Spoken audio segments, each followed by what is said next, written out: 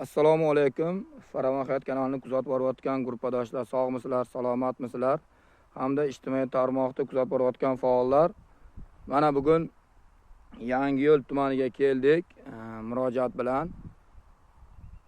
Assalomu alaykum opa. Mana murojaatchimiz, o'zingizni tanishtirib o'ting, holatni nima bo'lgan, nima qo'ygan, batafsil hammasini aytib o'tsangiz. Mana o'sha gruppada kuzatib borayotgan fuqarolar hamda yuqotiruvchi tashkilotlar ko'rib, o'zini xulosasini berishadi. Hamda Xudo xolasa mana shu qilgan murojaatingiz Xudo xolasa tez orada qonuniy o'zining yechimini topadi. Gapiring, opa, nima bo'lgan holat? Mana shu 16 sotuq yer uchastkani 2008-2009-yillar sotib olganmiz. Rahmatli erimdan qolgan uyni sotib olganmiz. Yer uchastkasini edi, o'sha payti sotib olganmiz. Rozi qilib qarorni olganman. Qarorni olgandan keyin endi o'sha payti anaqa bo'lmaganda yashashga huquqimiz yo'q edi, propiska yo'q edi. Xullas Toshkent viloyatida biz Surxondaryodan kelganmiz. O'shanda shu darrov anaqa kadastr qilish anaqasi bo'lmadi. Xullas bu yer uchastkasining egasi shu Botir aka nomida bo'lgan. Jumaqulov Botir aka nomida bo'lgan. O'shan bu Botir aka aytdiki, bu yer uchastkani qachon uy qurasan, ungacha men nomimda turadi, keyin o'zing o'tkazib beraveramiz. Sizga faqat hokim qarorini bergan. Ha, qarorni berdi, bo'ldi. Xullas, hurmatli fuqarolar, bunday bo'lgan. Bu opamiz Surxondaryoda uyini sotganda birinchi sobiq turmush o'rtoqlari olamdan o'tgandan keyin bu yoqqa Yangiyo'l tumaniga kelib, ikkita 8 sotikdan 16 sotik uchastka olganlar. Mana shu 16 sotiklik uchastkada turibmiz hozir. Bitta 8 sotik uchastkani boshqa mahalladan olganlar.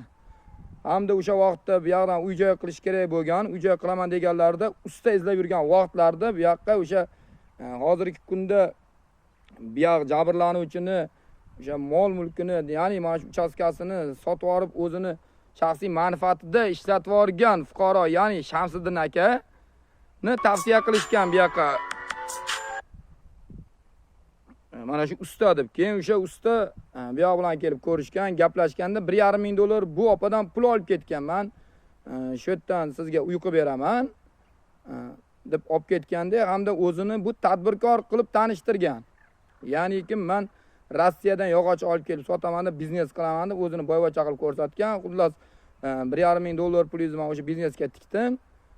Mana shu uchastkani ham o'sha uchta uchastka, ya'ni ikkita 8 sotikdan 16 sotik uchastka hamda yana bitta 8 sotik uchastkangizni sotamizda degan, men sizga degan biznes qilaman, 1 so'mimiz 3 so'm bo'ladi degan, men sizga degan tayyor uy olib beraman o'rniga degan. Keyin bu opa ham unga ishongan. Ishongandan keyin xullas shu uchastkalarni bergan, qarorlarini u paytda nomida bo'lmagan bu opani faqat qarorini berib yuborgan. Unda ham nark 8 sotik uchastkasini boshqa bitta o'sha Shamsiddin akani tanishi ayoli bilan kelib qarorini olib ketgan opani. Hozirgi kunda o'sha qarorini olib ketgan Shamsiddin akani tanishi aka rahmatli bo'lib ketgan. Ismlari nima edi? Ziyodulla aka rahmatli bo'lib ketdi. U aka ham Surxondaryodan, ayollari hozirgi kunda hayot, ayollari tan olib o'tiribdi. Haqiqatan biz borganmiz, haqiqatan qarorni olganmiz deb. Xullas shunaqa bo'lganda bu yoq keyin o'sha uchastkasi ham qoldi. Undan keyin bu yoq ko'chada qolgandan keyin noiloj Shamsiddin akani shar'iy nikohiga o'tishga majbur bo'lgan. O'zi shunaqa qildi, meni hamma tomonidan tubiga tiqdi. Meni nolga o'tirg'izdi, meni uyi joyim yo'q. Judayam qiynalgan. Xullas, hurmatli fuqarolar, shunday qilib pulimni olib qo'yib meni rosa qiynalgan. Balandroq gapiravering iloji bo'lsa. Har joyda yashatdi meni, majbur bo'ldim. Ishxona, molxonalarda yashattirdi. Siz qayerlarda olib borib sizni yashattirdi? Jizzaxga borganlaringizni aytib bering. Mana boshqa fuqarolar ana shunday qilib qonun borligini unutmasin. Hamda boshqa ayollar ana shunday aldanib qolmasin, ayollarimiz, qizlarimiz, boshqa ana shunday erkaklar shunday qilib birovni haqqini yeb ketib bemalol yuraman deb o'ylashmasin. Davlatimizda qonun ustuvor. Shu narsani hech kim unutmasligi kerak. Yashashga noloyiq bo'lgan joylarda yashatdi. Menga tegishli bo'lgan joylarni sotib oldi.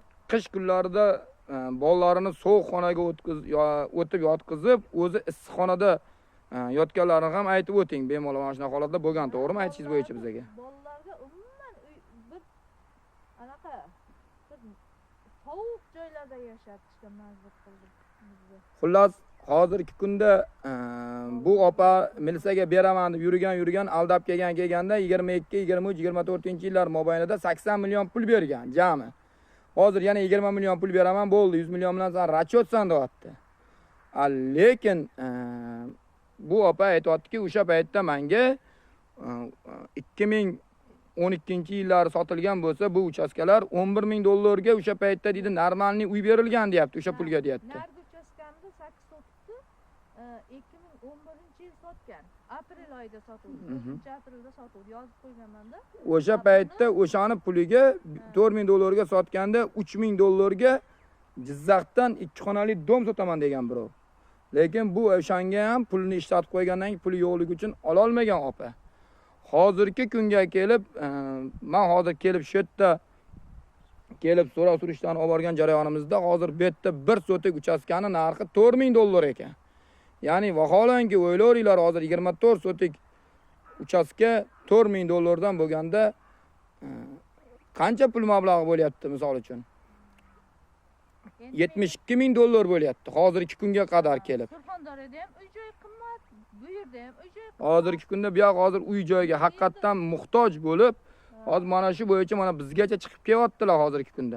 Hamda yana bir marotaba aytib o'taman, jurnalistika, ommaviy axborot vositalari, blogerlar bu 4-hokimiyat degani, bu degani mana prezidentimiz umrlari uzoq bo'lsin, prezidentimiz Shavkat Mirziyoyevni olib borayotgan islohotlarini shaxsan biz blogerlar qo'llab-quvvatlab kelmoqdamiz. Hamda o'sha prezidentimizni, yurtboshimizni islohotlarini qo'llab-quvvatlashda bizga amaliy yordam berayotganligi uchun shaxsan Yangiyo'l tumani mana shu Ibrat mahallasini raisi Omon akaga hamda profilaktika inspektor Xurshid akaga ham o'zimni minnatdorchiligimni bildirib o'taman.